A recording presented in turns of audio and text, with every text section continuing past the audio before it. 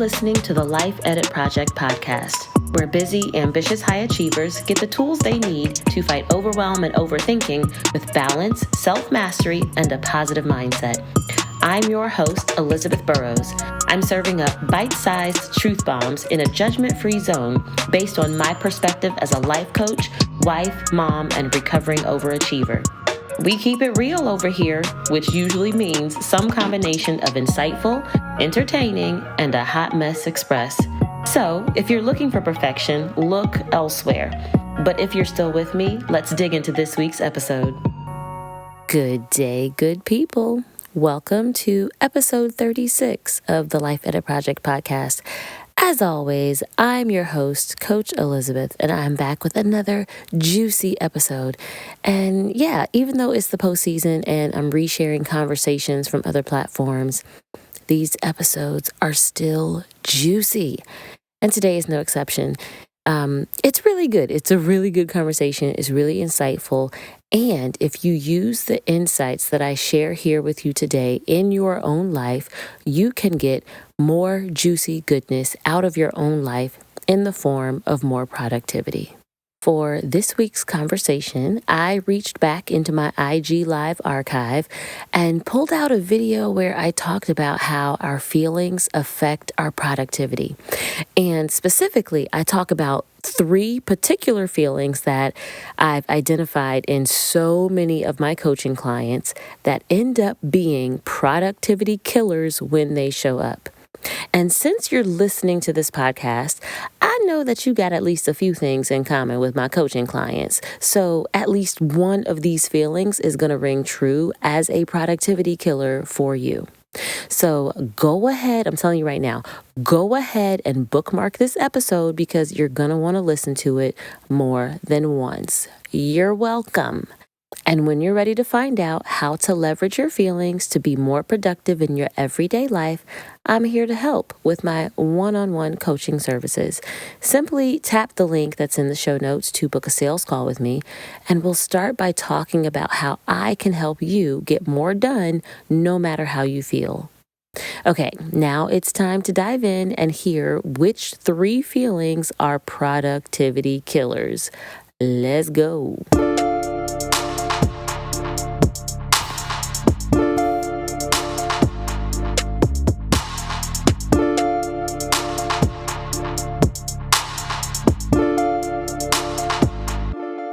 Today, I want to tell you all about my favorite productivity hack, and that is, are you ready?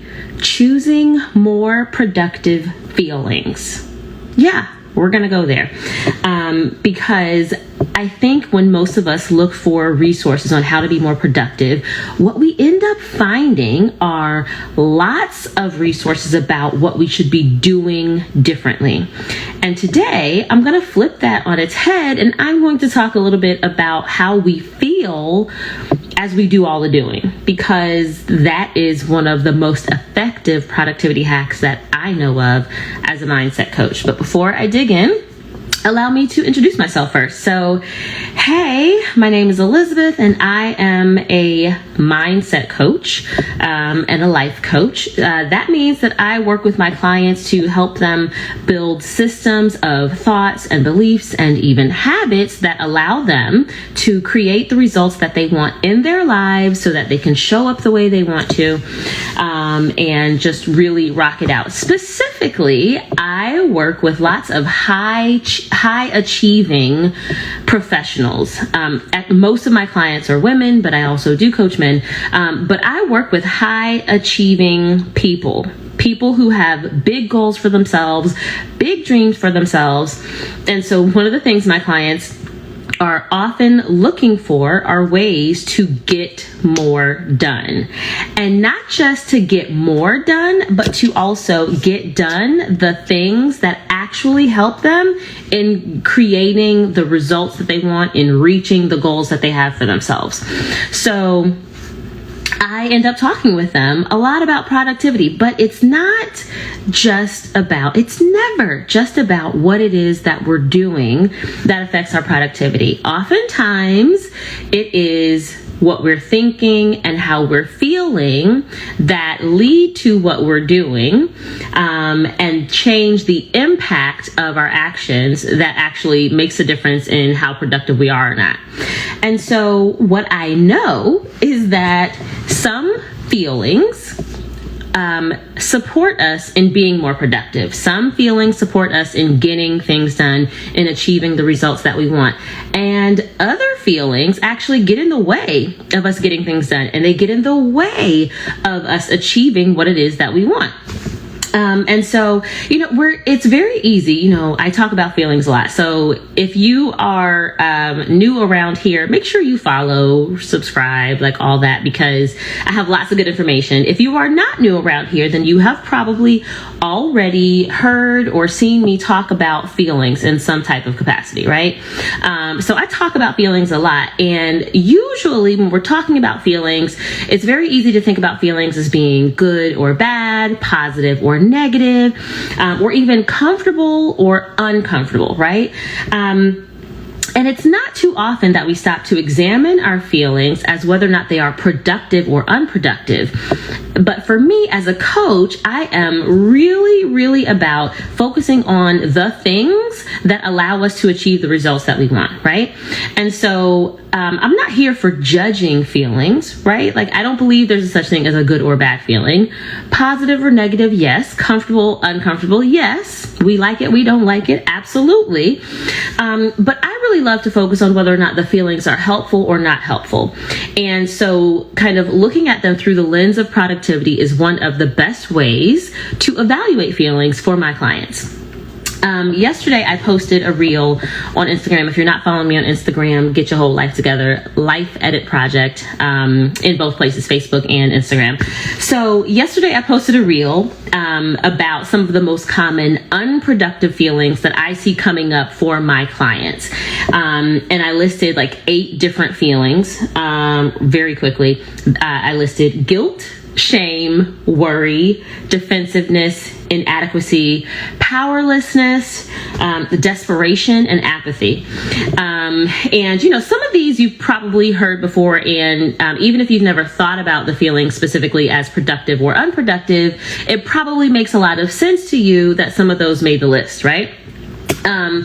But what I really want to do was spend my time today talking about 3 of those particular unproductive feelings that I listed in that reel, and kind of what they look like and what I mean when I say they are unproductive or can be unproductive. So first things first, like, none of this is universal law, right? So like I said before, there's no such thing as a good or bad feeling. What's really important is whether or not the feeling helps you create what it is that you're trying to do or create, or whether or not that feeling gets in the way of it, right? So a productive feeling is going to be one that yields the outcome we want. A productive feeling is a feeling that will help yield the outcome that we want. And therefore, an unproductive feeling is going to be a feeling that either yields the opposite of what we want, or even a suboptimal outcome to what we wanted, right? So maybe it's going to help us create some of what we want, but not at the level that we're trying to create things, right? So that's what I mean when I say a feeling can be unproductive. And these feelings in particular may not be unproductive for you. So some feelings, even negative feelings, can still be productive feelings if they inspire you to take productive action, right? That's the measuring stick here, right? It's not about whether or not we enjoy it. It's about how the feelings impact the way we show up in our lives. But what I'm saying is, when it comes to these high achieving, highly ambitious clients that I work with, I see some of the same feelings come up over and over again. And when they come up for my clients, they tend to get in the way of them creating what they want. So the first feeling that I want to tackle is the feeling of inadequacy. The feeling of inadequacy. So I want to start with this one because it is so common. It comes up so much. But depending on how much work you've done around feelings and how good you are at actually identifying your feelings, you may not be able to attach this label of inadequacy to that feeling, right? But at the end of the day, inadequacy is about thinking and believing that you or what's possible for you is not enough. It's the not enoughness, right? And it tends to be an unproductive feeling because inadequacy tends to show up as, or it tends to lead us into self-sabotaging behaviors. Self-sabotaging behaviors.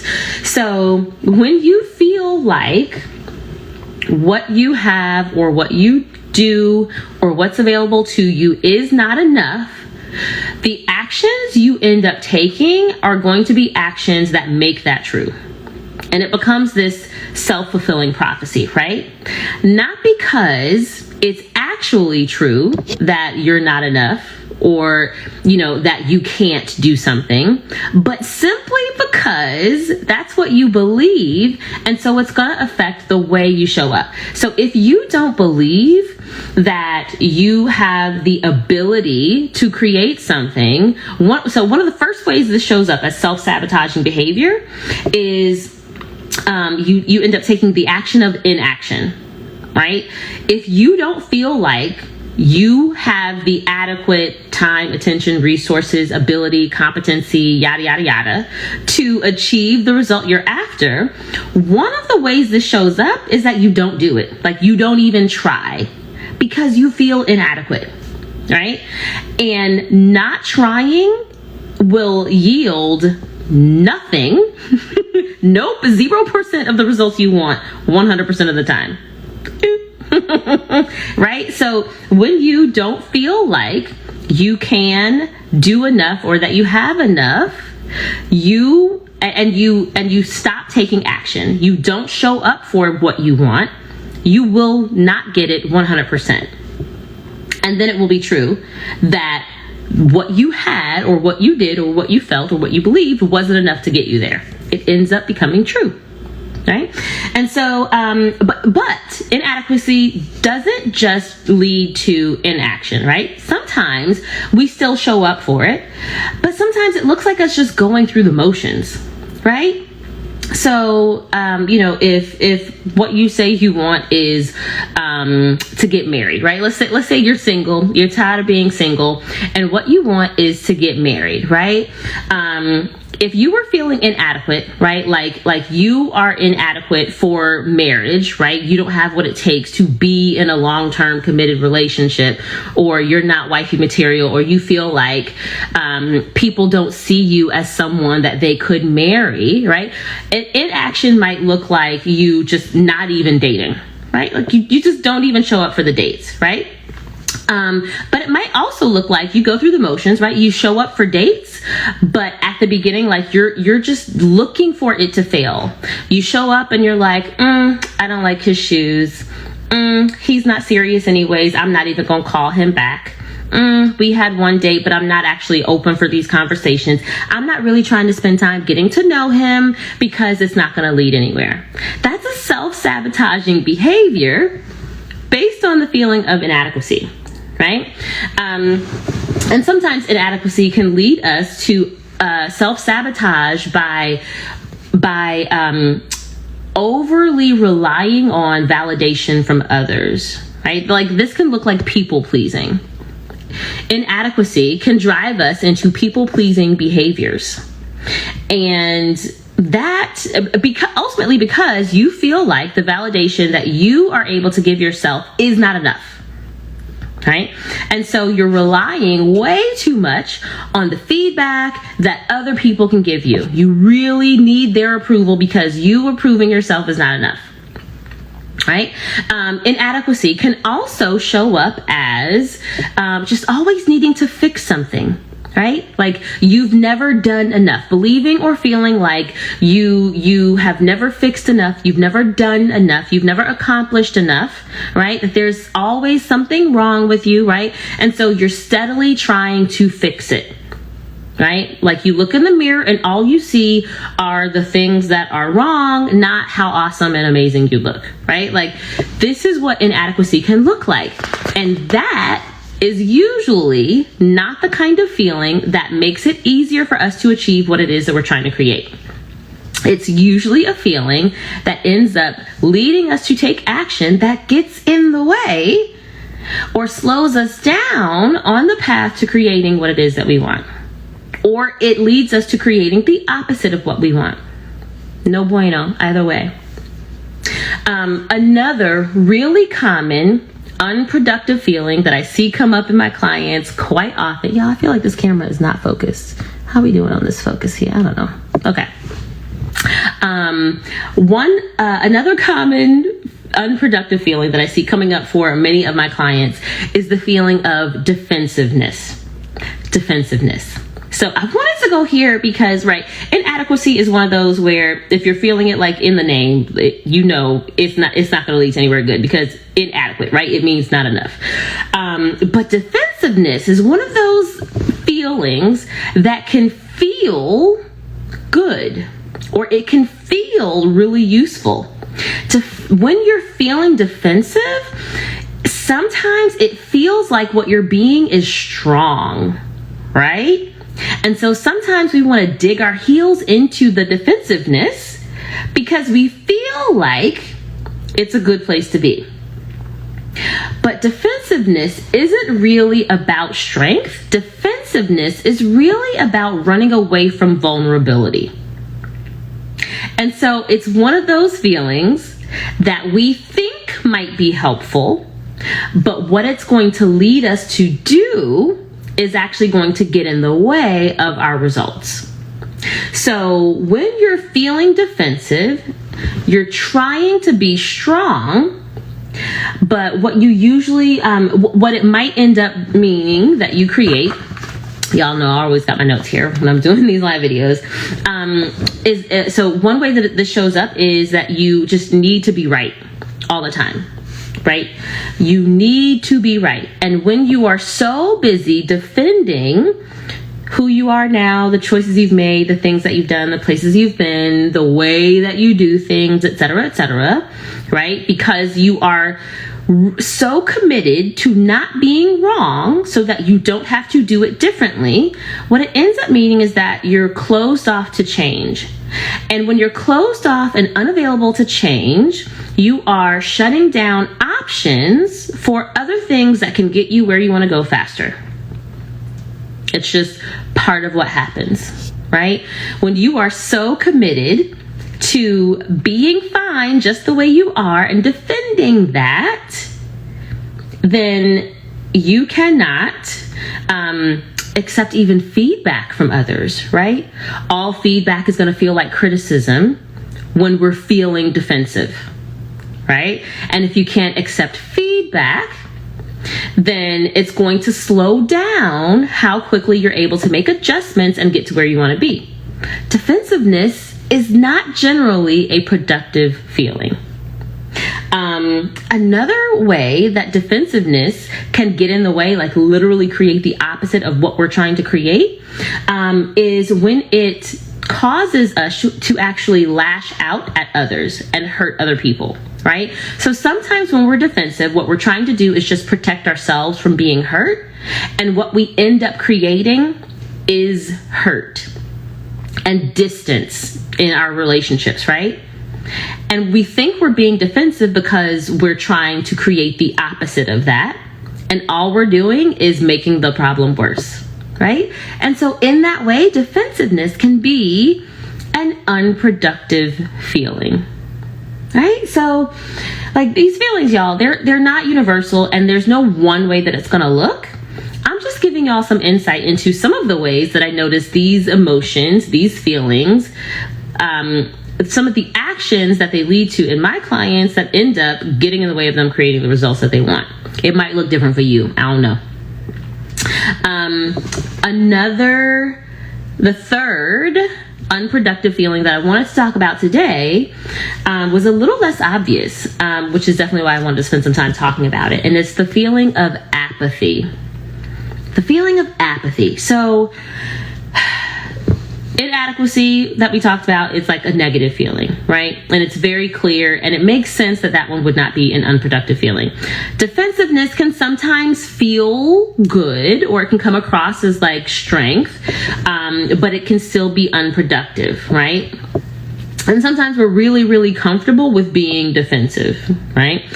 But apathy, it's not a bad feeling. It's not a negative or positive feeling. It's a really, really neutral feeling, right? Apathy is literally that feeling of not caring one way or another. And it's not the absence of a feeling. It is a feeling itself. I want to be real clear with that. But here's why apathy tends to be unproductive. It's because apathy is not generally a feeling that inspires you to take action, right? And when we're talking about productivity for feelings, they're going to be feelings that yield a certain outcome because of the way they cause us to show up. Apathy doesn't cause you to show up in a powerful way. Apathy does not lead to you taking action. It can lead to inaction for sure. And another thing that apathy can lead to is this passive allowing of whatever to happen. Like just allowing things to happen because you don't even care either way. And that's not the same thing as actively accepting what is. Like, don't be fooled. Active acceptance can be very productive, but that is very different than passive apathy and passively allowing things to be. Okay. Another thing that apathy might lead us to that is always unproductive is avoidance, right? So even if something is bad, if you don't feel one way or another about it, you're going to avoid getting around to fixing it or changing it because you don't care either way, right? Yeah. And if you don't care either way and you don't care enough to change something that isn't helping you or that isn't working for you, that's going to slow you down in terms of how quickly you get to the results that you want. So it's just generally not helpful. Apathy can also look like you just kind of checking out, right? Like not even saying, okay, I'm just going to let that be, not actively running away from something, but just not caring and not noticing, right? You don't even care enough to notice and pay attention to what is happening, right? Like, can you imagine what apathy looks like in the context of your relationships? Imagine what apathy looks like in the context of your work, your career, your business, right? Like, if you didn't care about how your customers saw you, is it going to help you create more customers? If you don't care about how your teammates and your colleagues feel about working with you, is it going to help you be a more productive and skilled and effective team member? No. Like, you will just check out. You'll be one of those people that shows up, maybe participates a little bit in the group project, and then stands by and lets everyone else present, right? That's what apathy can look like in that context. And another thing that apathy always leads to is just you failing to use your agency in a situation. Failing to take advantage of the choices that are available to you simply because you don't care enough to utilize your choices, to make a choice. And whenever you give up opportunities to make conscious, intentional choices, you are actually forfeiting the active creation of your results. And that, my friend, is unproductive. Whenever you are not actively creating the results that you want, you are being unproductive. So like that's just what it is. Now I will say this about apathy, right? It's not always unproductive. I said apathy is one of those neutral feelings. It's neither, objectively positive or negative. It's not good or bad. And there are times where apathy can be the way to go. There are times where apathy can be the way to actually make you more productive, right? So I have definitely said before that I am quick to give myself permission not to have to care about all the things. And I think even as recently as last week, I made a post that was like, you don't have to care about everything. Like you just don't. You don't have to care about everything. If you cared about everything actively, it would be impossible to be productive. It would be impossible to always intentionally create the results that you want to, because there is too much to care about, right? So sometimes you can just decide, I don't have to care about this. But choosing apathy because it's going to free you up to be productive, instead of leaning into apathy in order to just because you don't care enough to create what you want. Let me give you an example, real life example from my own life. When I was getting married, my husband and I, we were only engaged. We had a relatively short engagement. We were engaged for like 4.5 months, maybe 5 months. It was, we were engaged for about 5 months. Slightly less than that. Yep. 4.5 months. We were engaged for 4.5 months. And we had a big wedding, like 200 people at our wedding. And so the planning of the wedding had to happen very quickly. And I was not a bridezilla. There were things that I had very strong opinions about, but there were lots of things that I had no opinions about. I was not the kind of girl who had fantasized about her wedding for years and years, and so all I was just waiting for was the groom to show up. No. I literally did not start thinking about what I wanted my wedding to look like until I was like engaged, right? And fortunately, my mom and my older sisters were helping to plan the wedding, and my mom had helped plan the weddings of my 3 older sisters. So I had no shortage of helpers around me, right? So I didn't have to do it all alone. But if you've ever had to plan a wedding, there are lots of details that go into it. And I remember my mom coming to me one day and asking me some kind of question about flowers. And y'all, when I tell you, I was like, what? I don't have the capacity to care about flowers. And I was like, I don't know anything about flowers. I'm not trying to learn anything about flowers. I think my response to my mom was literally like, I think every single flower is beautiful. So literally, like, I don't care enough to try to make a decision. Like, you can just pick whatever flowers you want, because whatever you pick is going to be fine. And so I chose apathy about the flowers for my wedding planning simply because it freed me up for the other things that I actually cared a lot more about. Like I cared way more about the guest list and the music at my wedding and some of the ceremonies and stuff, like, than I cared about flowers. And even like the way the church was decorated, y'all. Like, I chose apathy over some of those details so that I could be all in on the things that I cared the most about. For me, apathy over the flowers and decor was productive. It was productive. But apathy for you, depending on how it's showing up in your life, it might not be that helpful.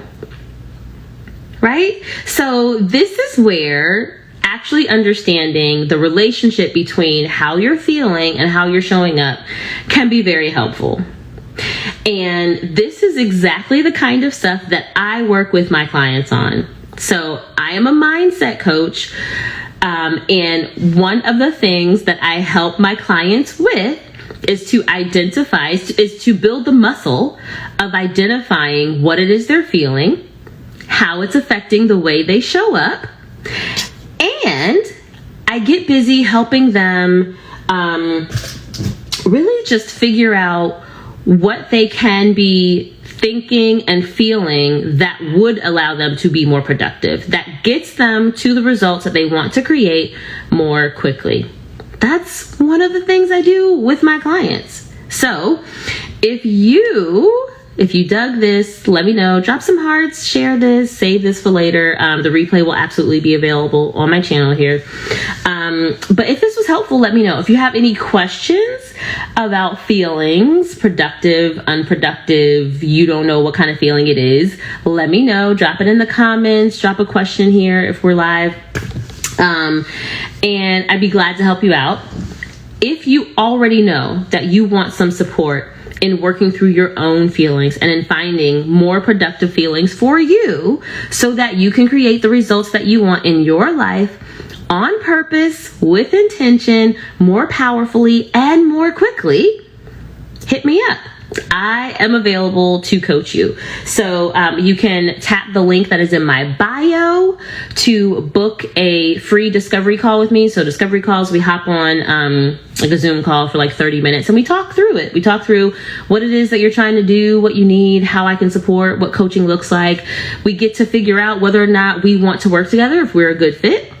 Am I the coach for you? Because I'm not for everybody. I am not for everybody. But if I am for you, then I am here for you. And if I am the coach for you, then I am super excited to meet you and to get started working together. Because the faster we get started working together, the faster we can get busy helping you create the results that you want.